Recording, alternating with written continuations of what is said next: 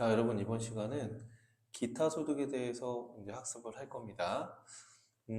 우리가 이제 이자, 배당, 사업, 근로, 연금, 소득까지 이제 공부를 했는데, 이 이자, 배당, 사업, 근로, 연금 소득 이외에 나머지 열거된 소득이 기타 소득이에요. 여러분 쉽게 생각해서.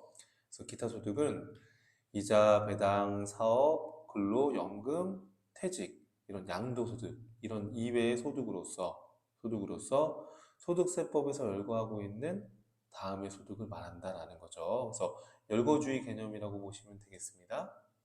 자, 그럼 하나하나씩 볼까요? 자, 첫 번째로는 저작자 또는 실현자, 음반 제작자, 방송사업자, 외의자가, 외가 중요합니다. 외의자가 저작권 또는 저작 인저권의 양도나 사용의 대가로 받는 금품이라고 되어 있어요.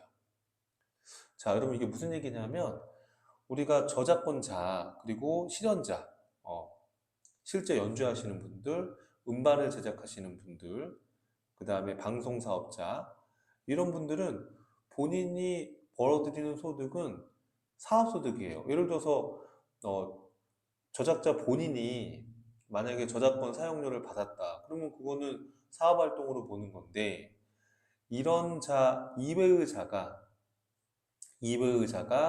저작권 또는 저작 인저권의 양도 또는 사용의 대가를 받는 금품이다. 예를 들어서 이제 뭐 부모님한테 뭐 이런 저작권을 상속받아서 그 저작권자 본인은 아니지만 그 저작권 대가를 받았다. 그럼 이거는 기타 소득으로 보는 거죠.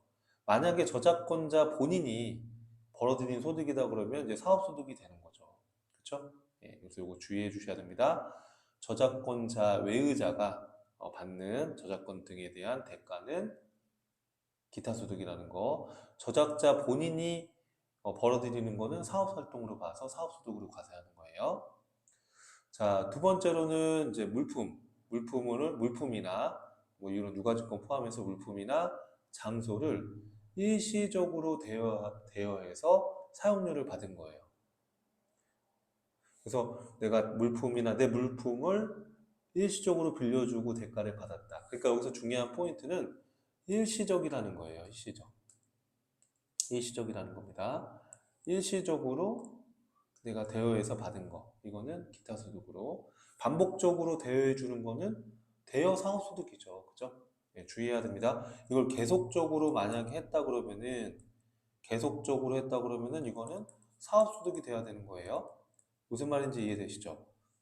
내가 만약에 어떤 물건을 대여해주고 대가를 받는 거를 사업활동으로 했다, 계속적으로 했다, 반복적으로 했다 그러면 사업소득이지만 일시적으로 어쩌다가 한번 빌려주고 대가를 받았다.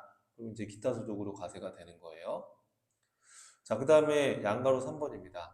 강업권, 어업권, 산업재산권, 상표권, 영업권, 뭐 이런 권리를 양도하거나 대여해가지고 얻은 대가.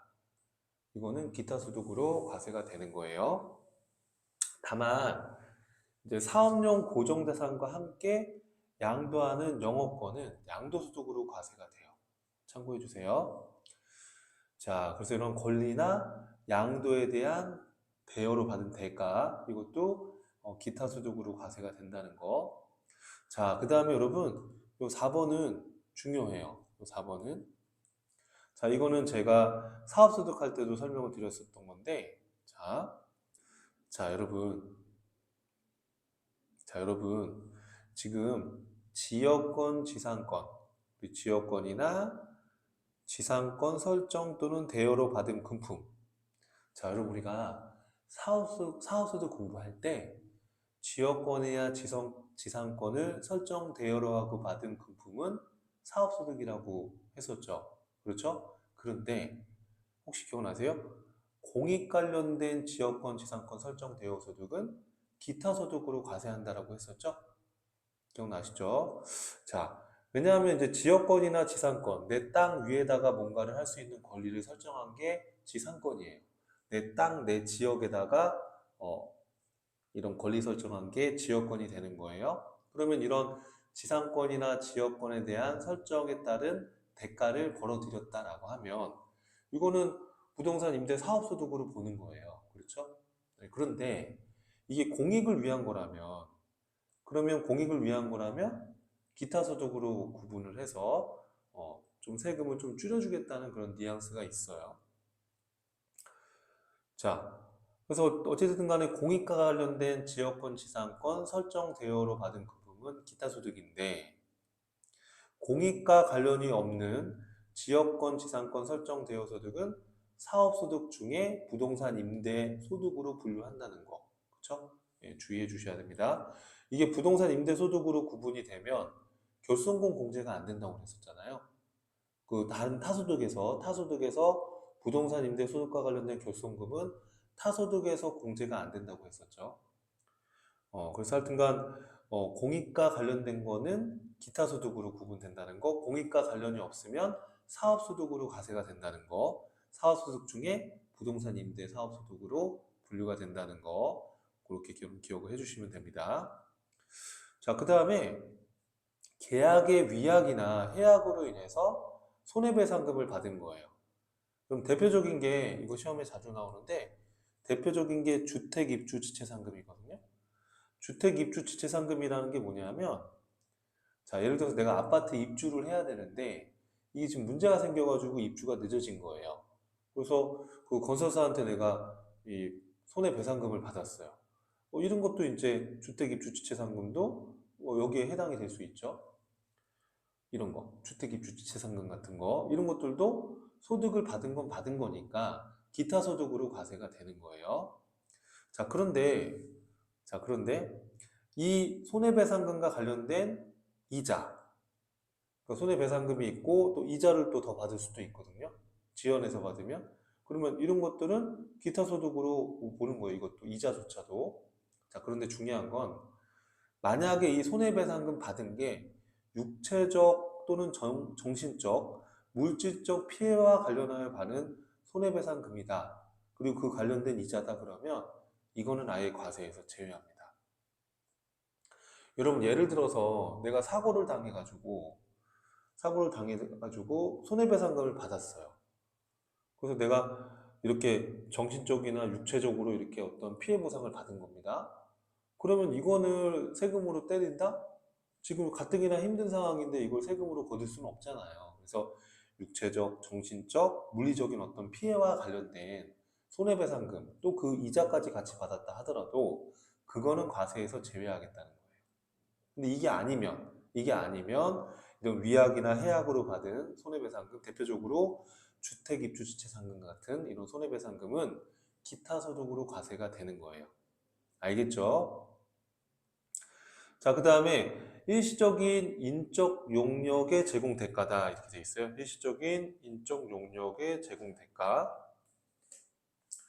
자, 일시적으로 내가 뭐 강연을 한다든지, 강연을 하고 강연료를 받았다든지, 또는 고용관계 없이 내가 일시적으로 인적 용역을 제공해주고 대가를 받았다든지, 뭐 이런 것들이에요. 근데 여러분 주의해야 될 게 이제 특히나 강연료가 시험에 이제 빈번하게 나오는데, 여러분 예를 들어서 갑이라는 강사가 있어요. 이렇게 강사가 있는데 이 강사가 만약에 본업이 있고 어쩌다가 한 번씩 일시적으로 강의를 하고 받았다 강사료를. 그래서 이런 경우에는 기타 소득으로 과세되는 게 맞아요. 이렇게. 근데 고용 관계가 없어요. 고용된 게 아닌데 이거를 내가 반복적으로 해서 강의료를 받아요. 이게 이제 전문 강사가 되는 거죠. 그죠? 그래서 이런 경우에는 반복적인 어떤 사업 활동으로 봐서 사업 소득으로 소득 구분이 돼요. 그런데 만약에 여러분 이게 고용 관계가 되어 있으면, 그러니까 예를 들어서 내가 어떤 학원에 고용돼서 강사 일을 하고 있어요. 그러면 이거는 고용 관계에 따른 대가니까 무슨 소득이에요? 그렇죠. 근로소득으로 과세가 되는 거예요. 특히나 여러분 요 강연료는 주의해야 됩니다. 강연료 받았다고 해서 무조건 기타 소득이 아니라 고용관계 없는 이런 일시적인 강연료는 기타 소득이 맞고요. 계속 반복적으로 이렇게 내가 사업활동으로 강의로 먹고 산다 그러면 사업소득이 돼야 되고요. 고용관계에 따라서 내가 어떤 학원에 고용관계를 맺고 매달 월급을 받는다 그러면 근로소득으로 과세가 돼야 되는 거예요. 이해하시겠죠, 여러분? 무슨 말인지. 그래서 고용관계 없이 계속적으로 이렇게 강연을 하고 받는 거면 사업소득이고, 내가 어떤 회사랑 고용관계를 맺고서 만약에 받는 거면 그거는 근로소득이고요. 이해되시죠? 자, 그 다음에 또 일시적으로 인적 용역을 제공하고 받는 대가가 뭐가 있을까 보니까 뭐 라디오, 텔레비전 방송 등을 통하여 해설이나 개몽, 연기 심사 등을 하고 받는 보수. 우리 뭐 TV 같은 거 보면 이렇게 뭐 연기 심사 같은 거 하고 이렇게 하시는 분들 있잖아요. 그런 경우는 기타 소득으로 과세가 되는 거예요. 이런 유사한 성질의 대가도 마찬가지고. 자, 그리고 또 일시적인 인적 용역 뭐가 있는지 봤더니 우리 사자 들어가는 사람들 있죠. 세무사, 회계사, 변호사, 무슨 건축사, 이런 전문 자격사들. 이런 전문 자격사들이 자기의 본업에서 벌어들이는 건 사업소득이에요. 이해되시죠? 예를 들어서 세무사가 세무 기장 대행을 해주고 매달 매달 이렇게 기장료를 받아요. 이거는 이 세무사의 본업이니까 사업소득이에요. 그런데 이 세무사가 기장 대행하는 거 말고 어쩌다가 한번 이렇게 자문을 해주고 일시적으로 대가를 받았다. 그러면 이거는 기타소득으로 과세가 되는 거예요.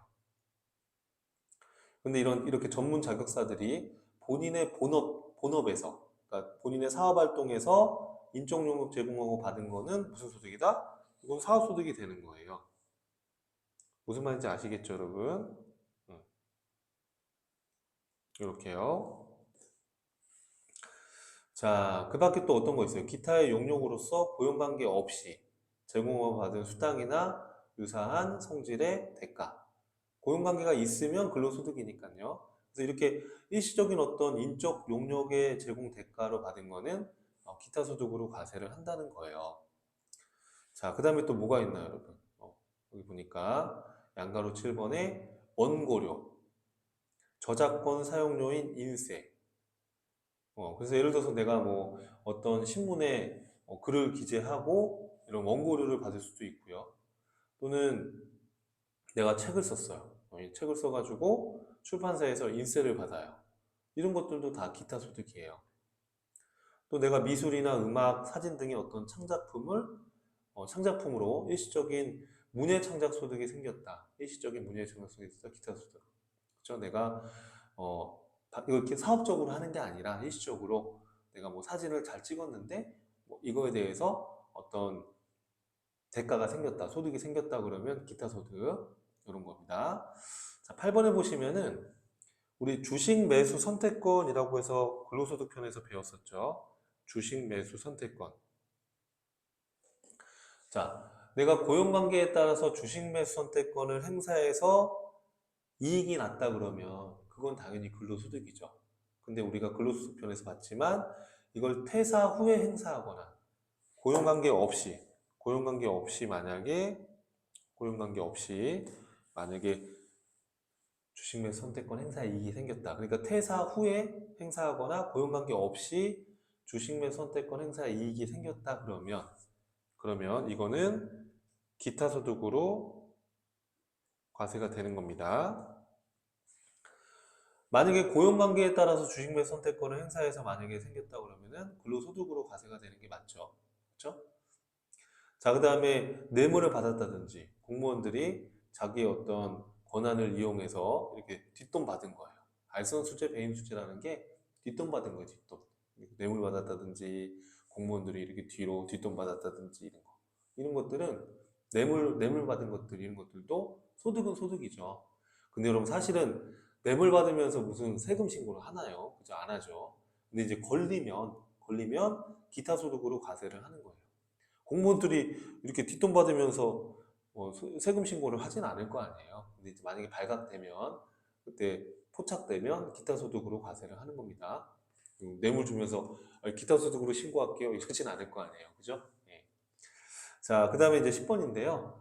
사적 연금 계좌에서 이제 연금 외 수령 한도, 연금 외 수령한, 연금 외 수령한 소득 중에서 자, 사적 연금 계좌에서, 그러니까 뭐 연금 저축했거나 퇴직금을 그 연금 계좌에다가 불입을 했거나, 근데 이거를 연금 외에 수령했다라는 건 일시금으로 빼간 거죠. 자, 그 빼간 것 중에 우리가 이제 연금 저축할 때 소득공제나 세액공제를 받을 수 있거든요. 또는 거기 연금저축에서 이자가 붙은 거. 요거를 빼갔다라고 한다면 요거는 우리가 무슨 소득으로 과세가 됐었어요? 기타 소득으로. 다시 우리가 연금소득편 공부할 때 이연퇴직소득을 연금회수령 일시금으로 빼가면 퇴직소득이었죠. 기억나세요, 여러분들? 그리고 연금저축이나 연금저축으로 인해서 세액공제나 소득공제 받은 그 연금저축한 돈을 또는 거기 이자가 붙은 운용수익을 일시금으로 빼가면 기타 소득으로 과세가 됐었죠. 다만 일시금으로 빼간 이유가 천재지변이나 부득이한 사유일 경우엔 연금소득이었고 기억나시죠? 그래서 이거 기타 소득으로 과세가 되는 거예요. 다만 이제 국민연금과 같은 공적연금 소득공제분과 운영수익을 일시금으로 빼갔다라고 한다면 그때는 우리 공적연금을 일시금으로 빼가면 어떻게 됐었어요? 그렇죠. 퇴직소득으로 과세를 했었어요. 자, 이렇게 해서 여러분들이 내용을 이해해 주시면 되겠습니다. 자, 그 다음에 또 기타 소득 뭐가 있는지 볼게요. 종교인 소득. 종교인 소득은 옛날에는 종교인 소득을 과세하지 못했었는데 이제 종교인 소득도 이제 소득세 과세를 하는데 자, 종교인 소득은 기타 소득으로 과세를 하는데 만약에 그걸 근로소득으로 신고를 할 수도 있어요. 좀 선택의 폭을 준 거죠. 이제 종교인들이 또 불만이 생길 수 있으니까 기타 소득으로 하되 근로소득으로 신고하면 근로소득으로 과세를 하는 거예요. 근데 근로소득 신고를 안 했어. 그럼 소득세를 과세해야 되는데 종교인 소득도 뭐 어떻게 연금소득 이런 건 아니니까 기타 소득으로 그냥 구분을 해놓은 거예요.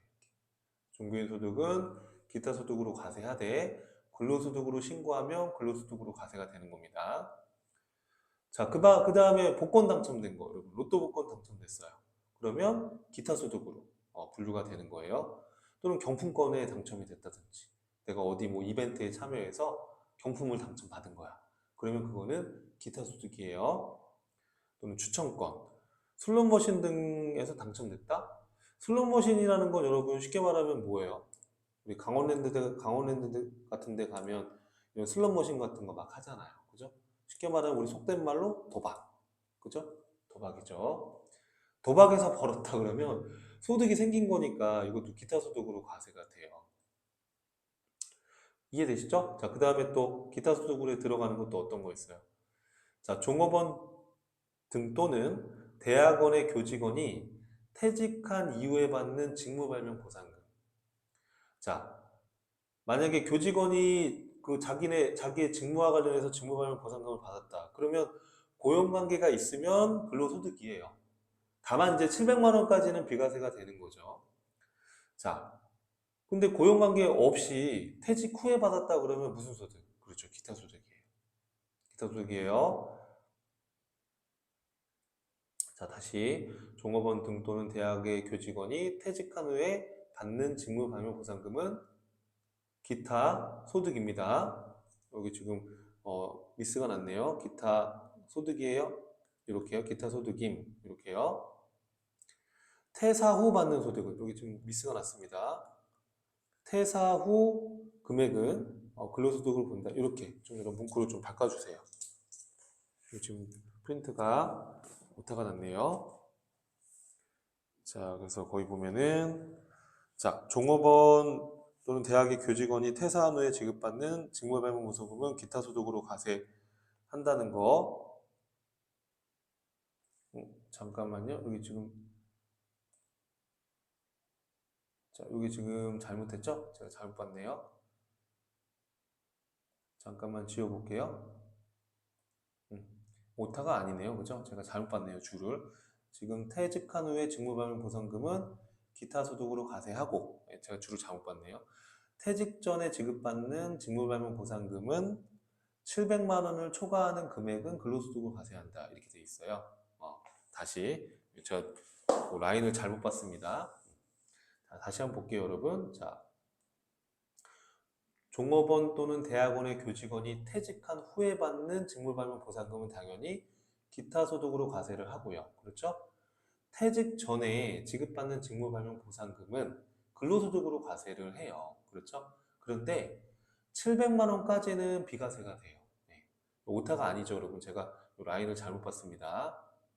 자, 그래서 직무발명 보상금인데 퇴직 전에 받는 거다. 그러면은 근로소득으로 과세가 되지만 700만 원까지는 비과세가 돼요.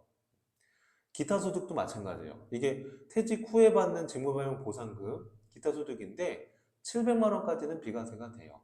네. 그래서 그거는 이제 비과세 여기 보시면은 직무발명 보상금 700만 원까지는 비과세가 되는 거예요. 근로소득으로 구분이 돼도 비과세가 되는 거예요. 700까지는. 그러니까 결론은 이거예요, 여러분. 자, 그리고 제가 라인을 잘못 봐가지고 말이 지금 중간에 끊겼는데 결론은 직무발명 보상금은 퇴직 전에 받으면 근로소득으로 과세가 되는데 퇴사 후에 받으면 기타 소득으로 과세가 된다는 거예요. 이해하시겠죠, 여러분? 그런데 기타 소득으로 과세가 되든 근로소득으로 과세가 되든 얼마까지는 비과세 해주겠다. 그렇죠. 700만 원까지는 비과세 해주겠다. 여기 결론입니다. 자, 그 다음에 또 기타 소득으로 과세되는 게 또 뭐가 있을까요? 사례금을 받았대요. 예를 들어서 내가 지갑을 주워주고 사례금을 받은 거야. 물론 여러분 우리가 실생활에서 사례금을 주면서 아 이거 내가 세무서에 기타 소득으로 신고할 겁니다. 이러진 않죠. 근데 이제 발각되면 기타 소득으로 과세가 됩니다. 사실은 이제 기타 소득은 이게 과세를 포착하기가 쉽지는 않아요. 뭐 뇌물이라든지 사례금을 받았다든지 이거를 세무당국에서 이거를 포착하기가 쉽지는 않죠. 또는 뭐 퀴즈 대회 같은 데 나가서 상금을 받았다든지 뭐 이런 거. 퀴즈 대회 같은 데 나가서 상금을 받았다든지 내가 누구를 이제 범인을 내가 어 범인 이런 것들을 내가 잡는 데 도움을 줘가지고 현상금을 받았다든지 뭐 보상금을 받았 이런 것들도 이제 기타 소득으로 과세가 됩니다.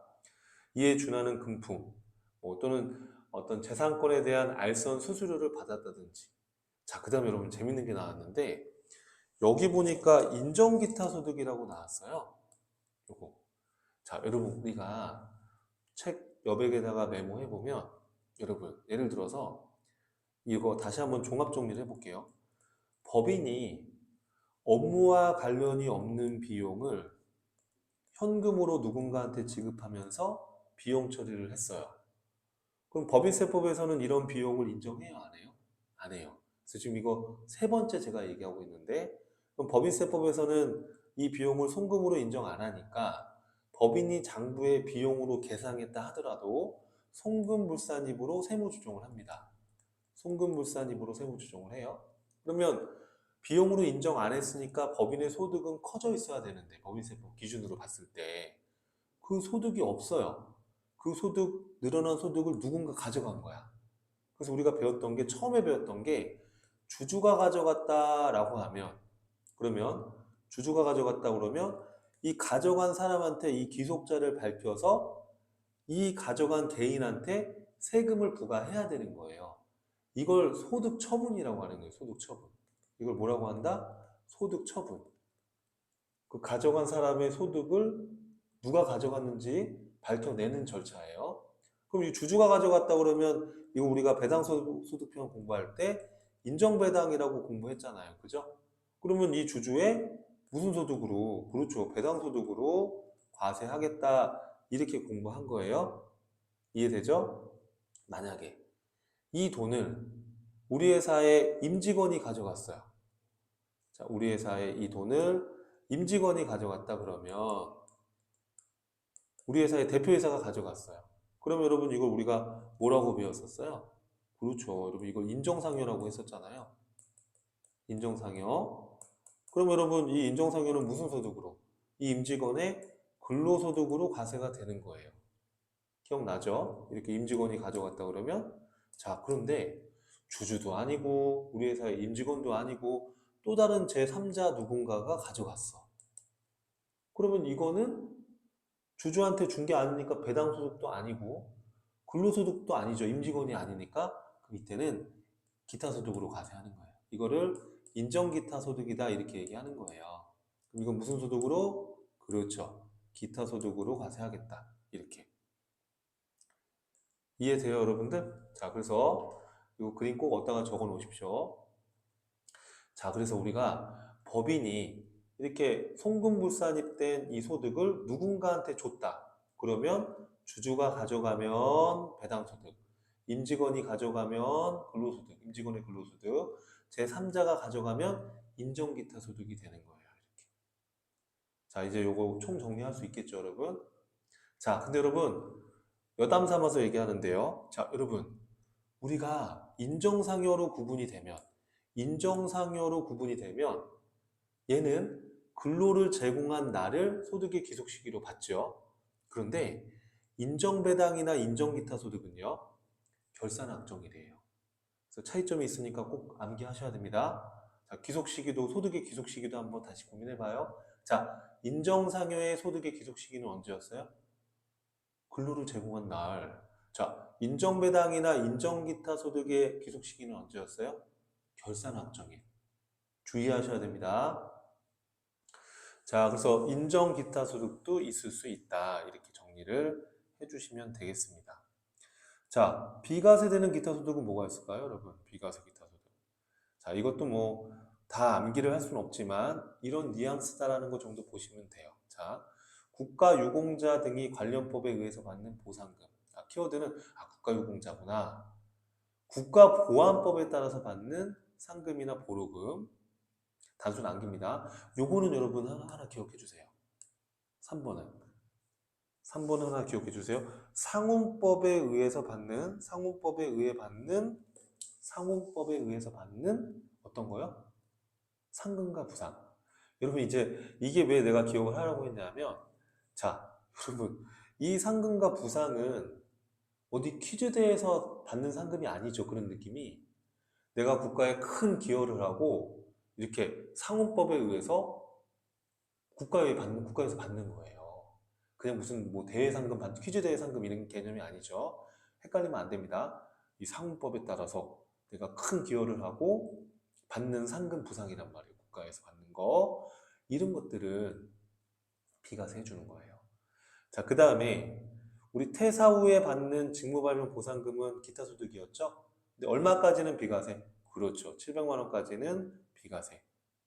문화재보호법에 따른 국가지정문화재로 지정된 국가지정문화재로 지정된 서학월동품의 양도로 발생하는 소득, 이것도 비과세입니다.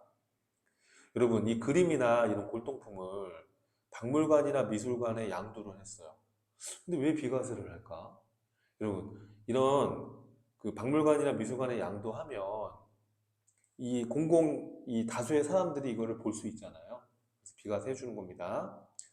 자, 종교 활동을 위해서 통상적으로 사용할 목적으로 받는 이런 종교 활동비라든지 종교 활동과 관련 있는 학자금이나 식사대, 우리 식대수당은 일반 근로자들 비과세이듯이 우리 기타 소득으로 구분이 되는 종교 관련 소득 중에 식대도 비과세가 됩니다. 자, 그래서 이렇게 종교 활동비라든지 그 다음에 종교 관련해서 이런 식사대도 당연히 비과세가 되는 거예요. 자, 그 다음에 국군포로의 송환 및 대우 등에 관한 법률에 따라 받는 이런 정착금. 예를 들어서 이제 포로가 우리나라 정착하는데 이 정착금 받았죠. 이런 것들은 비과세. 자, 뭐 이걸 뭐 달달달 외울 필요는 없어요. 근데 여러분 요거는 하나 기억해 주세요. 상훈법에 의한 상금과 보상은 비과세라는 거. 그리고 직무발명 보상금 중에 700만 원 이하의 금액은 비과세라는 거. 이 정도는 좀 기억해 주시면 좋겠습니다. 나머지는 뉘앙스를 한번 보시면 되죠. 뭐 국가나 국가보안법이나 이런 느낌, 이런 느낌들은 비과세다 이렇게 보시면 되겠습니다. 자, 그 다음에 이제 기타 소득 금액의 계산에 대한 내용이 나옵니다. 여러분 이제 기타 소득금액 계산은 어떻게 할 거냐? 이거 중요하죠. 중요합니다. 자, 기타 소득금액 계산은요. 기타 소득에서 우리가 아까 봤던 뭐 상호법에 의한 상금이라든지 이런 건 비과세 기타 소득이니까 빼는 거예요. 그렇죠? 자, 그리고 기타 소득에서도 분리과세 되는 것들이 있어요. 예를 들어서 여러분 뒤에 가면 나오겠지만 복권 당첨됐어요. 그럼 복권 당첨되는 거는 분리과세 기타 소득이에요. 왜냐하면 복권 기금으로 또 좋은 일에 쓰는 거니까 막 로또 복권 막 20억씩 되면은 거기다가 막 우리가 10억 초과하면은 기본 세율이 45%잖아요. 그럼 여러분 복권 당첨됐는데 45% 세금 내라고 그러면 복권 안 사려고 할 거 아니에요. 그렇죠? 그래서 복권 당첨 소득은 어, 금액이 또 당첨되는 게 크지만 우리가 나중에 또 배울 거지만 뒤에 가서 나오지만 복권 당첨 소득은 3억이 초과되면 30%의 원천 징수를 하고 그걸로 분리과세 해줘요. 만약에 20억 복권 당첨됐으면 10억 초과되는 거는 45%를 때려 맞아야 되는데 그럼 복권 거래가 활성화되지 않을 수도 있으니까 좀 복권을 이렇게 좀 장려하는 거죠. 왜냐하면 복권을 사게 되면 여러분 그 기금이 또 좋은 일에 쓰이니까요. 그래서 어찌됐든 간에 기타 소득 중에 분리과세 되는 기타 소득이 있을 수 있다. 그럼 그거는 차감을 하는 거예요. 그렇게 해서 나온 게 기타 소득 총수익 금액이 돼요. 기타 소득 총수익 금액. 기타 소득 총수익 금액에서 우리 종합소득 금액 계산할 때 필요경비를 뺀다고 했었죠? 필요경비를 빼서 기타 소득 금액이 되는 거예요. 이해되시죠, 여러분? 자, 그래서 여기 지금 제가 만들어 놓은 요 좋은 사례를 가지고서 기타 소득 금액 다시 한번 보면요. 김기타는 이름이 김기타입니다. 단기에 받은 기타 소득이 3,500만 원이래요. 그런데 이 중에 아주 국가에 큰 기여를 했나 봐요. 그래서 상호법에 의해서 국가에서 상금을 받았어요. 1,000만 원. 이거는 과세 안 하죠. 그렇죠? 국가에서 이렇게 상호법상에 이렇게 상금을 주는 건데 이걸 세금을 뜯어갈 수는 없잖아요. 그래서 이건 대표적인 비과세 기타 소득이라고 말씀드렸죠. 자, 그러면 나머지 2,500은 2천만 원은 강연료로 내가 해서 일시적인 강연을 해가지고 받은 기타 소득이고요. 또 운 좋게 로또 복권이 됐나 봐요. 그래서 500만 원은 복권 당첨된 게 있나 봐요. 그래서 지금 상호법에 의해서 상금받은 3천만 원, 또 일시적인 강연료 2천만 원, 복권 당첨 소득 500만 원에서 기타 소득으로 총 지금 들어간 게 3,500이에요. 그런데 우리가 이게 전부 다 과세가 되는 게 아니잖아요. 이 중에 상호법으로 받은 1,000만 원은 비과세 기타 소득이니까 빼고, 그렇죠? 또 복권 당첨받은 500만 원은 분리과세 기타 소득이니까 빼고, 그러면 3,500에서 1,500을 빼면 나머지 2천만 원만 과세되는 기타 소득으로 보는 거예요. 이거를 기타 소득 총수익 금액이라고 하는 거예요. 자, 그러면 이 기타 소득 총수익 금액이 생기면 이거를 종합소득 금액에 합산하는 게 아니라 들어간 비용이 있을 거 아니에요. 이 기타 소득 2천만 원을 벌기 위해서 들어간 비용이 있을 거 아니에요. 그 비용을 필요경비로 빼는 겁니다. 자, 근데 여러분, 바로 밑에서 이제 또 나오지만요. 우리가 기타 소득은 사실은 비용을 입증하기가 쉽지가 않아요. 우리 기타 소득 같은 경우에는 실제 비용이 얼마 들어갔는지 입증하기가 쉽지가 않아요. 그렇죠?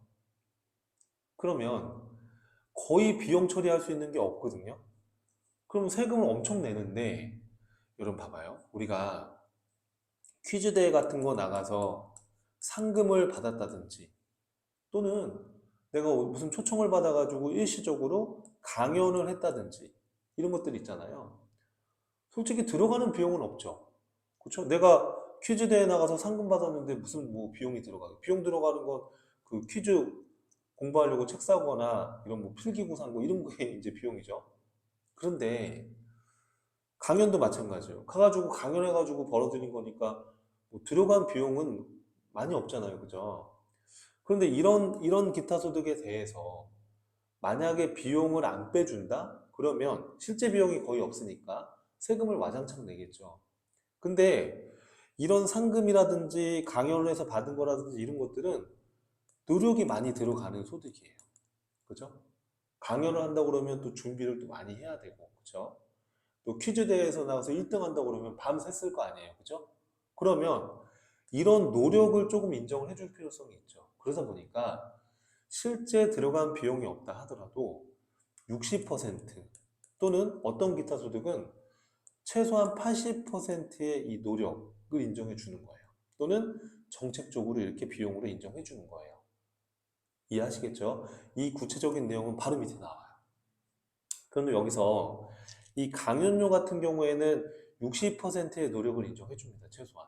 물론 실제로 비용이 더 지출됐다 그러면 실제 비용으로 하시고요.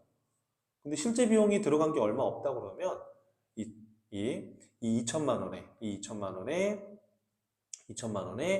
60%를 입증을 안 해도 비용으로 인정해 주는 거예요. 최소한의 노력을 인정해 줄게.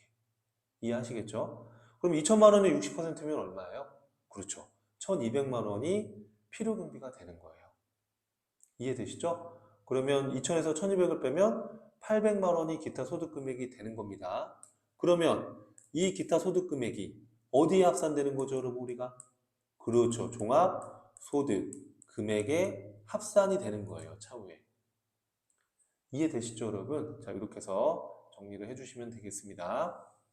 자, 그러면 지금 제가 방금 얘기한 것처럼 필요경비를 실제 필요경비를 지출한 거를 당연히 인정해야 되겠지만 이런 것들, 뭐 상금을 받았다든지 강연료 소득이 생겼다든지 이렇게 어떠한 노력을 통해서 벌어들이는 소득, 기타 소득에 대해서는 일정한 율, 60% 또는 정책적으로 80%를 최소한의 비용으로 인정을 해주고 있어요. 자, 그래서 다음 페이지, 교재 다음 페이지 보시면 이렇게 규정이 돼 있어요. 자, 그래서 최소한 여러분 이 표는 기억을 해줘야 되는데, 자, 여러분, 자, 봐봐요. 기타 소득 중에 주택 입주 지체 상금이라고 있었죠.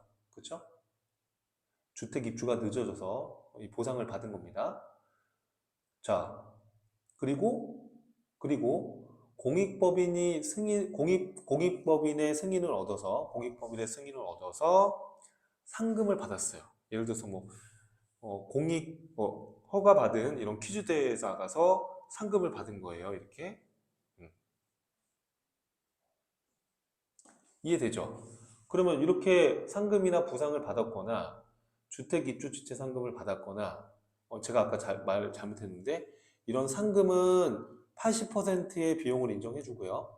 80% 이런 강연료는 60%를 인정해 줍니다. 아까 제가 60%라고 얘기를 잘못한 것 같은데 자 그러면 이렇게 주택 입주 지체 상금이나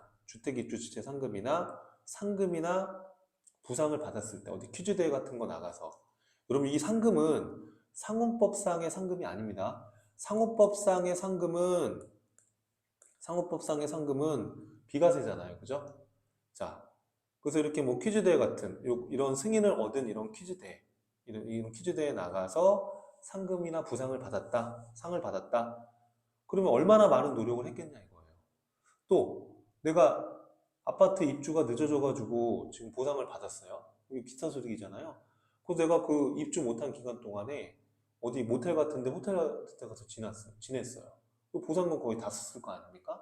그래서 이런 주택 입주 지체 상금, 이런 상금이나 부상은 80% 실제 비용을 비용으로 인정하되 실제 영수증이 없어도 총 수익 금액의 80%를 최소한 인정해 주는 거예요. 이해하시겠죠? 자, 또 일시적인 인적 용역의 제공 대가나 원고료를 받았다든지 이런 문예창작 소득 또는 이런 권리 등에 대한 소득, 이런 권리의 양도나 대우로 인한 소득 이런 것들은 최소한 60%를 비용으로 인정해줘요. 최소한 60%. 우리가 강연료 같은 경우에도 일시적인 강연료도 60%의 비용을 인정해준다고 그랬죠? 네, 이렇게요. 만약에 실제 들어간 비용이 더 크면 그걸로 하고요. 실제 들어간 비용이 얼마 없으면 이 총 수익 금액의 60%를 비용으로 인정을 해주는 거예요. 자, 개당 6천만 원 이상인 서화, 골동품, 이런 양도소득, 이런 것들도 좀 특이합니다만, 뭐 이런 게 우리 시험에 나오진 않을 건데요. 가볍게 한번 보시죠. 자, 양도가액이 1억 원 이하는 이런 서학골동품인데 양도가액이 1억 원 이하다 그러면 양도가액의 90%, 1억 초과분은 80%를 공제해주고 보유기간이 이런 서학골동품의 보유기간이 10년 이상인 경우에는 90%를 공제해주고 실제 필요경비가 더 큰 경우에는 실제 필요경비를 공제해주는 거예요. 그래서 이거를 뭐 외울 필요는 없고요. 그래서 이런 경우도 있다는 거. 종교인 소득 같은 경우에도 실제 들어간 비용을 인정을 해주는데 우리가 기타 소득으로 구분되는 이 종교인 소득 있죠. 근데 여러분 종교인 소득은 이제 또 종교인들의 이제 반발이 많다 보니까 실제 필요금비는 아니지만 일정 유를 곱해서 의제 필요금비라고 해서 의제 필요금비가 더 크다라고 한다면 이 의제 필요금비를 빼주겠대요. 자, 그 다음에 슬롯머신, 이런 도박, 우리 도박이라고 했었죠. 이런 도박을 해가지고 당첨금이 생겼다라고 하면은, 그럼 필요금비는 뭘까요? 여러분, 도박을 했는데, 도박을 해서 벌어들인 돈인데 60% 이런 비용을 인정해 줄까요? 상식적으로? 도박한 건데요? 그죠? 그렇잖아요. 이거를 60%의 노력을 들어갔다라고 할 수는 없죠. 그죠? 그러다 보니까 이렇게 슬롯머신이나 이런 것들은 실제 그 슬롯머신에 투입된 금액. 예를 들어서 내가 그 슬롯머신에 예를 들어서 뭐 10만 원을 투입을 하고 이게 슬롯머신이 당첨돼가지고 내가 100만 원을 받았다. 그러면 100만 원이 기타소득의 총 수익이고 거기 투입된 10만 원이 필요금비가 되는 거예요. 이해되시죠? 이렇게 슬롯머신에 투입한 금액이 비용이다. 얘는 이런 60% 최소한 인정해주고 그런 거 아닙니다. 이거 도박이니까. 이것도 뭐 도박이죠, 여러분.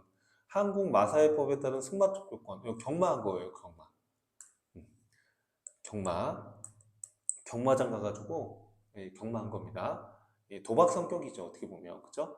그래서 적중자가 구입한 해당 투표권의 합계액. 그러니까 예를 들어서 그 투표권을 우리 왜 오징어 게임 그 영화 보면 그 이정재 그 배우님이 그 거기 뭐죠? 예, 그 경마장 가가지고 이렇게 당첨되는 거 나오잖아요. 그런 거 상상해봐요. 그래서 그 투표권 합계액이 뭐 예를 들어서 내가 10만 원 투표권을 샀는데 그 말에 투자했는데 그 말이 1등 해가지고 내가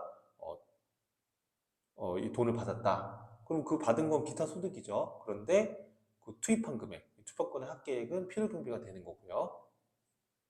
그래서 이해되시죠, 여러분? 이렇게 해서 이제 하는 건데 여기서 여러분 꼭 외워야 될 거는 우리가 이거죠. 주택 입주 지체 상금하고 그죠? 어떤 대회 같은 데 나가서 이 승인된 대회에 나가서 상금이나 부상을 받은 거 이런 거는 80%의 비용을 인정해 준다는 거 꼭 외워야 됩니다. 자, 강연료라든지 일시적인 강연료라든지 원고료 등의 문예 창작 소득이라든지 이런 지상권, 공익 관련된 지상권, 지역권 설정 대여 소득 이런 거 기타 소득이었었는데 또는 권리를 양도하거나 대여받은 소득 이런 권리를 얻기 위해서 또 노력이 들어갔을 거 아니에요. 그렇게 의미를 한번 부여해 봐요. 이런 권리를 얻기 위해서 또 많은 투입된 시간들이 있었을 거 아닙니까? 그걸 고려해서 이러한 기타 소득은 몇 퍼센트? 60%를 최소한 비용으로 인정해 주는 겁니다. 자, 이런 슬롯머신이나 이런 경마나 이런 것들은 투입된 금액을 비용으로 인정해 주는 거고 이런 건 60% 이런 비용 인정해 주지 않는 거예요. 투입된 금액을 인정해 주는 겁니다. 자, 이해하시겠어요, 여러분들? 자, 그래서 이번 시간에서는 요 기타 소득의 종류가 어떤 것들이 있고요. 그리고 기타 소득 금액의 계산하는 구조도 봤고, 우리 이렇게 필요 경비를 60%, 80% 인정해 주는 것들이 있다는 걸 봤습니다. 자, 그럼 이번 시간은 여기까지 진행하시고요. 다음 교시에서 나머지 내용들, 그리고 이제 결손에 대한 내용들 이런 것들 같이 한번 보도록 할게요. 수고하셨습니다.